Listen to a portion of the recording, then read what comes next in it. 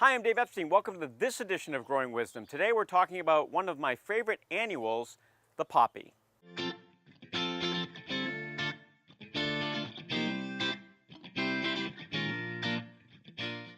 So there's all sorts of different poppies out there. According to the packaging here, this is a Papaver, Peniflorum, and Laciniatum. So it's kind of got both names in this particular poppy. It's an heirloom poppy, and it's called Lauren's Dark Grape. So you can see here some things that I really like about it. Number one, it's fairly tall. This is actually on the shorter side. If I gave it a little more water and a little better soil, it could get as high as 4 or 5 feet. The color's fantastic. It's this wonderful ruby wine dark color.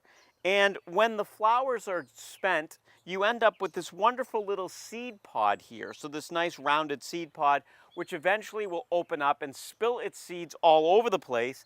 And I didn't plant this. I actually planted this 2 years ago, and it keeps coming back. So the seeds will kind of fall here, and it'll pop up in all sorts of other places around the yard. I've also scattered the seeds around so you can see, whoop, here's another one in a different part of the yard, another little cluster of them. So when you find these poppies, if you like them, they will keep coming back. The other thing I like about it is the wonderful foliage.